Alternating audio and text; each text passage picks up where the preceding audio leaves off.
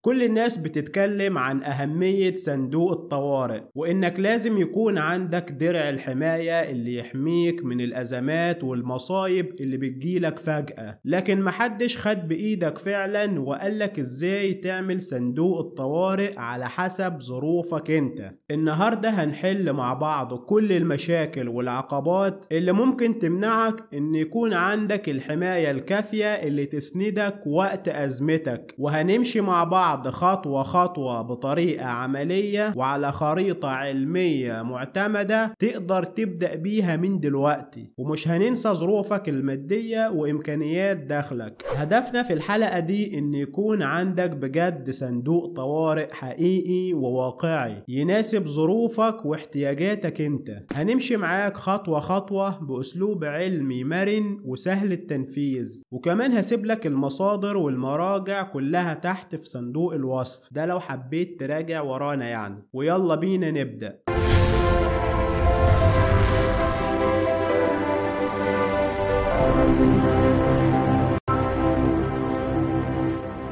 اهلا بكم في حلقة جديدة من حلقات فلوسك تحت السيطرة. احنا حاليا في الموسم الاول واللي بنتكلم فيه عن قواعد المال، والنهاردة معادنا مع قاعدة في غاية الاهمية وهي قاعدة صندوق الطوارئ اولا. ولو اول مرة تشوفنا ممكن ترجع للحلقات اللي فاتت، هتشوف وتتعرف على قواعد مالية هتفرق جدا في حياتك، وده لاننا بنقدمها لك بصورة سهلة وبسيطة وبدون اي تعقيد او فزلكة. قبل ما نبدأ خليني افكرك إننا في الحلقة اللي فاتت اتكلمنا عن كل الأسباب والعقبات اللي ممكن تمنع الناس بجد إنهم يعملوا صندوق للطوارئ والأزمات، والحلقة دي كانت الأساس اللي لازم تفهمه الأول علشان لما نبدأ النهاردة في الخطوات العملية تكون جاهز فعلا إنك تبني صندوق طوارئ يناسبك على حسب ظروفك. حضر ورقة وقلم وسجل ورايا وانت بتسمع، ويلا بينا.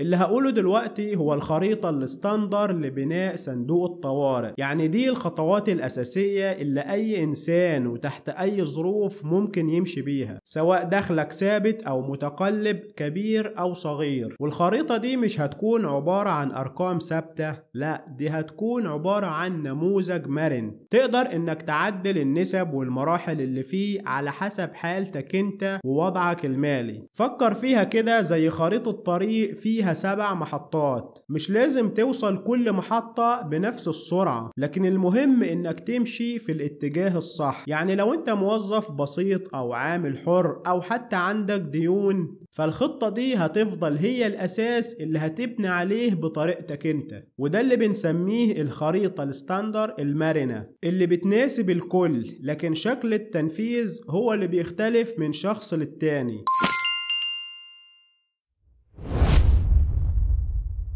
اولا عايزين نحدد الهدف الاساسي للخطة بتاعتنا، وهو الوصول لمبلغ يغطي من 3 ل 6 شهور من نفقاتك الاساسية. كده حددنا الهدف بتاعنا، تعالوا نشوف هنطبق ازاي. الخريطة دي عبارة عن 7 مراحل او 7 خطوات اساسية هنمشي مع بعض فيهم خطوة خطوة.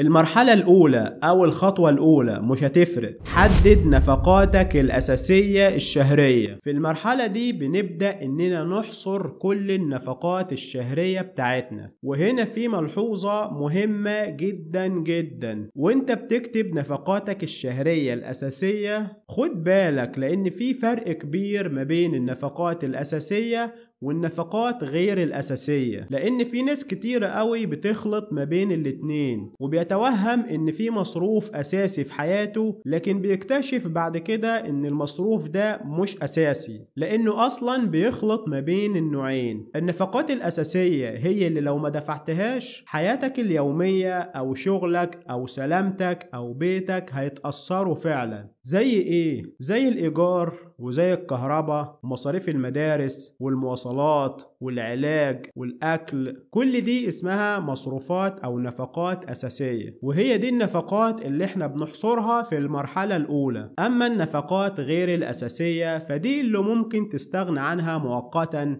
أو تقللها أو تلغيها خالص من غير ما حياتك تتأثر. زي إيه؟ زي الكافيهات، زي الاشتراكات، زي اللبس الكاجوال، زي المظاهر، وزي الوجبات الجاهزة والكماليات والرفاهيات وما إلى ذلك. هديلك قاعدة ذهبية علشان تفرق ما بين الاتنين بسهولة: كل مصروف تقدر تأجله أو تستغنى عنه يبقى ده مصروف غير أساسي. ولازم تكون صادق مع نفسك وانت بتفرق ما بينهم، لأن تحديد النفقات الأساسية بدقة هو اللي بيخليك تعرف الرقم الحقيقي اللي على أساسه هتبني صندوق الطوارئ. بعد ما تحصر كل مصاريفك الشهرية الأساسية جمعهم واكتب الناتج اللي هيطلع ده اسمه مستوى الأمان الشهري. يعني باختصار احنا بنحدد اللي يكفي أساسياتنا وضرورياتنا من الحياة، ما يكفي لمدة شهر كامل، ودي هي الخطوة الأولى.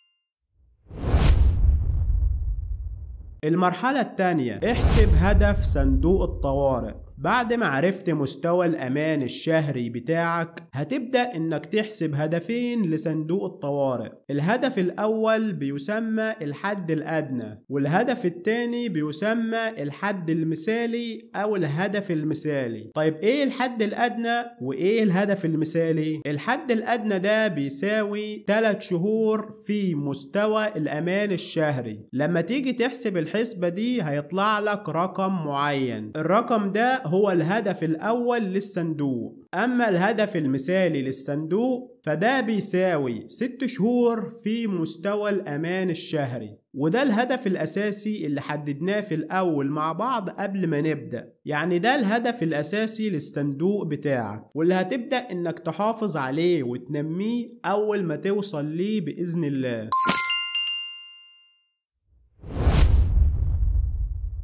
المرحلة الثالثة هي بداية التأسيس ووضع أول حجر في الصندوق. في المرحلة دي بنبدأ التأسيس العملي الفعلي لبناء الصندوق، وبيكون هدفنا في المرحلة دي بالذات إننا نجمع أول 1000 جنيه بسرعة، ودي بتبقى نقطة البداية النفسية. وبالمناسبة ده مش هدف أساسي في خطتنا، إحنا أهدافنا الأساسية حددناها في المرحلة الثانية، إنما المرحلة دي أهميتها في تحريك سلوك الادخار النفسي لأول مرة، لأن الإنسان في الأول بيحتاج لنقطة بداية قابلة للتحقيق علشان يحس بالإنجاز، وده اللي بيكسر حاجز أنا مش قادر أوفر. والعقل البشري بطبيعته إنه بيميل للاستسلام أول ما بيواجه هدف كبير وصعب، زي إنه يدخر ما يعادل 6 شهور من نفقاته كده مرة واحدة. لكن لما بيكون الهدف في الأول صغير وسهل الطاقة التحفيزية بتشتغل فورا. علشان كده في المرحلة دي انت بتحدد هدف صغير بالنسبة لك تقدر انك تحققه بسهولة. يعني ال1000 جنيه دي مش رقم ثابت، انما الرقم ده تقدر انك تعدله على حسب قدرتك انت. وزي ما قلت لك ان الهدف اننا عايزين نكسر حاجز الخوف من الادخار، وتقول لنفسك انا قدرت ابدأ، انا قدرت اتحكم في فلوسي. علشان كده انت مش محتاج تكون غني علشان تبني امان مالي، ابدأ بس وحط اول طوبة في الاساس. اول 1000 جنيه دول هم حجر الاساس في بيت الامان بتاعك.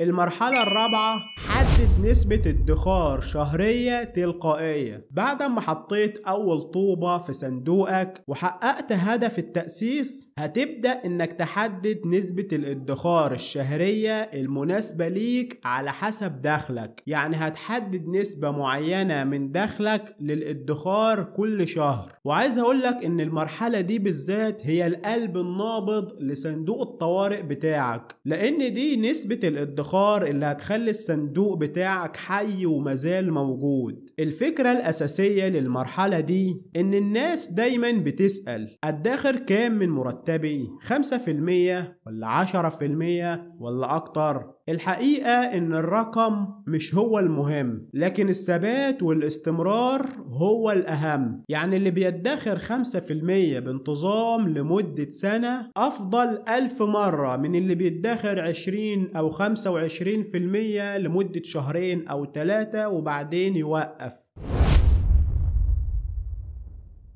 طيب ازاي تحدد النسبة المناسبة ليك انت على حسب دخلك واللي تخليني اقدر اكمل وما اقعش في نص الطريق؟ الفكرة ان النسبة دي مش رقم ثابت لكل الناس، لكنها بتتحدد من خلال 3 عوامل رئيسية. اولا، قدرتك الحالية على الالتزام. ابدأ بحاجة بسيطة جدا حتى لو 2% من دخلك. الفكرة مش في الكمية، الفكرة انك تدرب نفسك على العادة نفسها، لان اهم حاجة في صندوق الطوارئ مش المبلغ، لكن الاهم هو الانتظام النفسي والسلوكي. يعني مثلا لو مرتبك 5000 جنيه وهتبدأ ب2%، يعني 100 جنيه. بعد 3 شهور لما تتعود ممكن تزودها ل150 أو ممكن تزودها ل200 وبعد كده 250 وهكذا. وده لأن العقل بيتقبل التغيير التدريجي بسهولة أكتر من المفاجئ. تاني عامل هيساعدك إنك تحدد النسبة المثالية للادخار هو هيكل مصروفاتك الشهرية. شوف مصروفاتك الثابتة اللي حددناها في أول مرحلة، اطرحها من دخلك وشوف الفائض. أهو من الفائض ده خد جزء صغير قبل أي مصاريف اختيارية زي الكماليات أو الرفاهيات وغيرها. يعني مثلا لو الفائض 1000 جنيه خد منه 100 جنيه أو 200 جنيه لصندوق الطوارئ. هقولك على قاعدة ذهبية هنا خليها قدامك دايما: ما تدخرش من اللي فاضل بعد ما تصرف، لكن اصرف من اللي فاضل بعد ما تدخر. تالت عامل هيساعدك انك تختار النسبة المناسبة ليك هو درجة استقرار دخلك. يعني لو دخلك ثابت كل شهر، هنا ممكن تحدد نسبة ثابتة بسهولة ولتكن مثلا 5%. لكن لو دخلك متقلب هتستخدم قاعدة نسبة من كل دخل،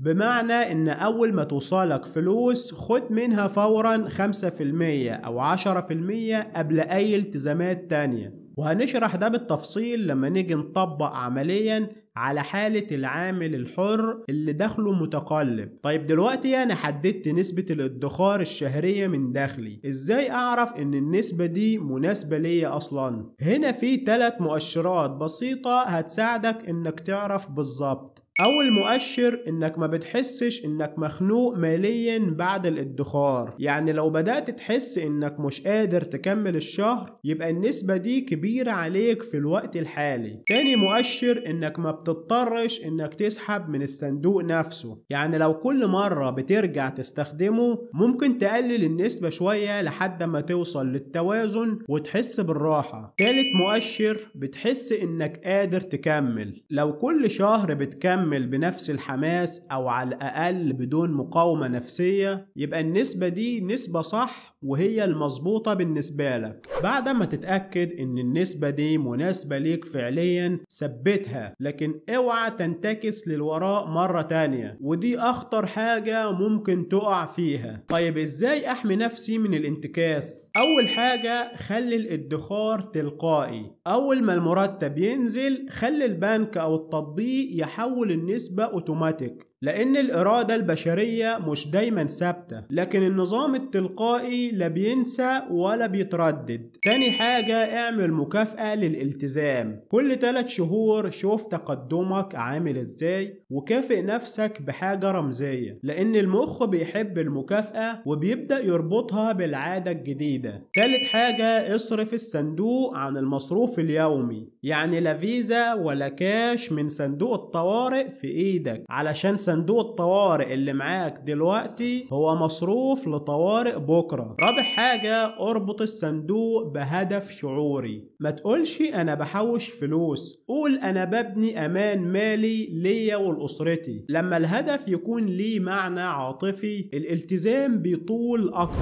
انا اديت المرحلة دي حقها شوية علشان مهمة جدا. المهم بقى في المرحلة دي انك تبدأ ولو بنسبة صغيرة. صغيرة وثبتها وبعد كده زودها تدريجيا. النسبة الصح مش النسبة الكبيرة، لكن النسبة الصح هي اللي تقدر انك تستمر عليها سنة كاملة من غير ما تمل او تتعب.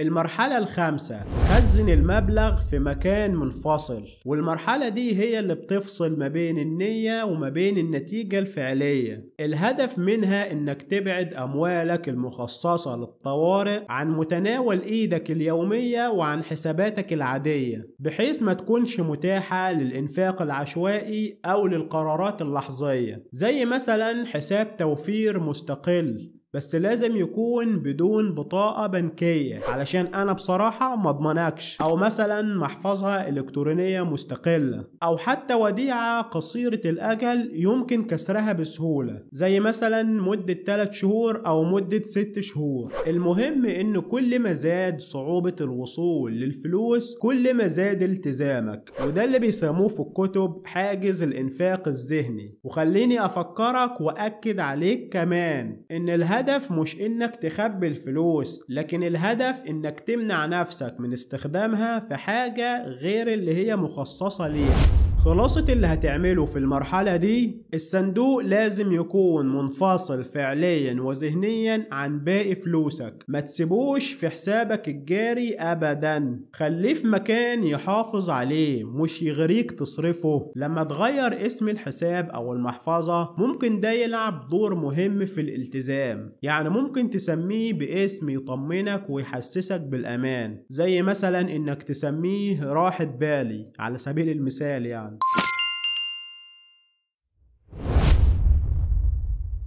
المرحلة السادسة، اظبط آلية تلقائية للتحويل الشهري. يعني ببساطة كده تخلي البنك أو التطبيق هو اللي يدخر مش انت. والمرحلة دي هي اللي بتميز فعلا ما بين شخص نفسه يبقى عنده صندوق طوارئ وما بين شخص عنده صندوق بالفعل. الفكرة هنا انك تشيل نفسك من المعادلة، بمعنى انك ما تخليش الادخار عبارة عن قرار لازم تاخده كل شهر، لكن خليه نظام شغال لوحده كده بدون تدخل منك. وده لان المشكلة مش في قدرتنا على الادخار، لكن المشكلة في المقاومة النفسية اللي بتحصل لحظة ما بتمسك المرتب في ايدك. لان التحويل التلقائي بيعمل حاجة اسمها الفصل الذهني. يعني العقل بيبدأ يعتبر ان المبلغ اللي اتحول ده مش فلوسك اصلا، فبتحس انك ما فقدتش حاجة، وده بيسهل جدا عملية الاستمرار بدون تعب نفسي او احساس بالحرمان. طيب اعمل التحويل التلقائي ده ازاي؟ الموضوع سهل وبسيط جدا. شوف انت بتدخر الصندوق بتاعك فين. لو كان في البنك ممكن تروح لموظف خدمة العملاء هو اللي هيعمل لك الحكاية دي. ولو بتستخدم محفظة الكترونية ففي محافظ كتيرة جدا بتسمح بالتحويل التلقائي. انت بس هتظبطها وهي هتشتغل مع نفسها كل شهر وانت مالكش دعوة. ولو بتقبض نقدي ابدأ حوله على الصندوق على طول. وهنا هتستخدم قاعدة ادفع لنفسك اولا اللي كنا شرحناها قبل كده. الخلاصة ان لو الفلوس بتتحوش بايدك كل شهر ممكن انك تنتكس في اي لحظة، لكن لو بتتحوش وحدها توموتيكي يبقى مبروك، بقى عندك عادة ادخار حقيقية.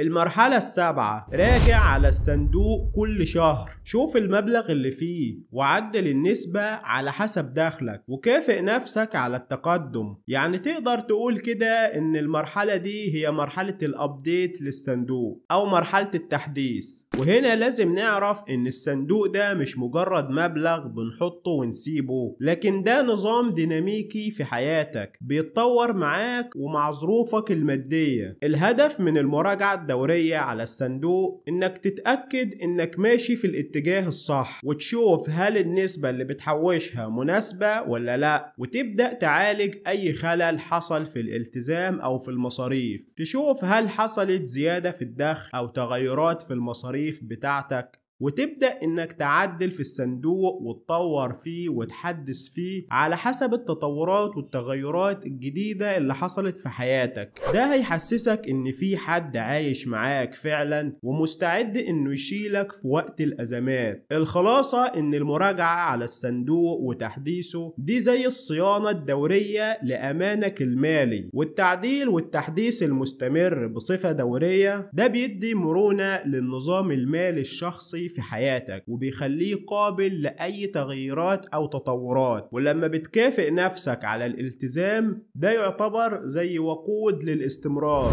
أنا لخصت لكم الخريطة دي والسبع مراحل على قد ما أقدر، وكمان علشان وقت الفيديو ما يطولش فما كانش ينفع إني أشرح زيادة أكتر من كده. فلو أي حد عنده أي استفسار في أي مرحلة ممكن يسيب لنا في الكومنتات وأنا هرد عليه على طول إن شاء الله. واللي مش عايز يبعت استفساره أو سؤاله في الكومنتات في رقم واتساب شخصي هتلاقيه تحت في صندوق الوصف، ممكن إنك تبعت عليه أي استفسار أنت عايز. تعالوا بقى نشوف هنطبق الخريطة دي إزاي، ونشوف هنمشي بالسبع مراحل دول مع بعض إزاي وهنوصل لإيه. وهنطبق الخريطة دي على حسب ظروف كل واحد فينا، واللي عايز يشوف التطبيق العملي الفعلي على حسب حالته المادية وعلى حسب ظروفه المادية إن شاء الله هنشرح ده بالتفصيل في الحلقة الجاية. كان معاكم أحمد مبروك من برنامج فلوسك تحت السيطرة. أشوفكم على خير وإلى اللقاء.